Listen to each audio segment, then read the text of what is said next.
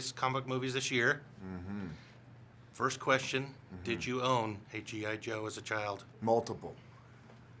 You passed. Multiple, which is why, man, I jumped at the chance at starring in this once I understood what the tone was. And they came to me with the idea about starring in it, and I said, great, it's a hell of an opportunity. What's the tone? Got on the phone with our producer, our director, studio executive, Adam Goodman.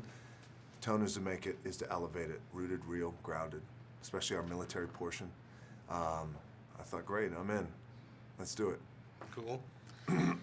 So, what do you think of this year's slate of comic movies? How's What's your coming pitch out? for We G.I. have Joe? Avengers. Avengers just came out. We're getting Spider-Man and Batman this year. Oh yeah, I'm excited about all that. I'm excited about Avengers. Excited about Batman. Spider-Man 2. This version of Spider-Man. Yep, I can't wait. Not a comic book movie. I'm excited to see Will Smith back. And Men in Black too. Can't wait for that.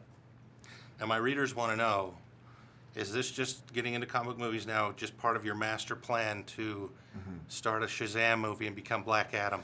Man, I have been pushing for Black Adam for years now. I love the idea of playing Black Adam. The fans want that so bad. So do I, because I'm a fan, always a fan of that. And it's interesting, this is what happens in Hollywood. Ideas come along and they pick up steam and then they lose steam. And I know that the studio is well aware that the fans are passionate about this, as I am too. When they're ready to make it, and when they're able to find a Shazam, they have their Black Adam. We'll start a petition. I'm ready. All right. So tell us a little about your character, Roadblock. Yeah, Roadblock is, as the mythology goes, he's the glue that keeps the G.I. Joes together.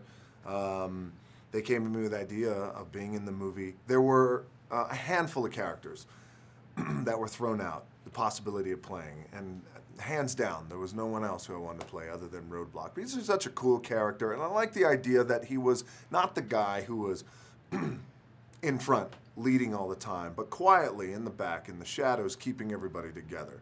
A beast of a man, loves poetry, loves to cook, and out of turmoil emerges a great leader.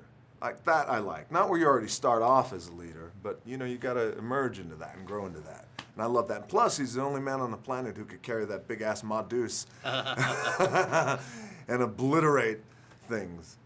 Now, Bruce Willis is in this movie as the original G.I. Joe. Adrian Palicki's told me that you were a bit intimidated by him. I was.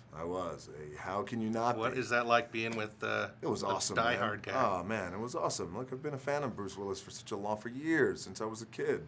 Since I was a teenager. Him in Moonlighting, he was great in Moonlighting. And then, of course, when he came along with John McClane, that is one of the all-time great, to me, action heroes in movies. Action icon, and you're following in his footsteps. Action icon, yeah. And by the way, when I first broke into the business, Bruce was so supportive. This was 10, 12 years ago. He was so supportive of me then.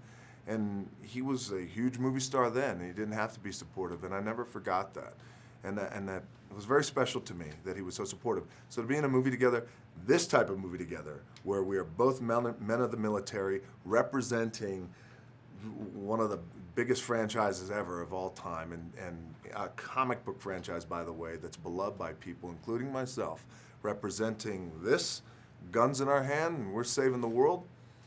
I want no one else but Bruce Willis by my side. Well, it looks like a lot of fun. It was a lot of fun. The fans are going to be interested to see it. Yeah, Thanks man. for the interview. Thank you, buddy.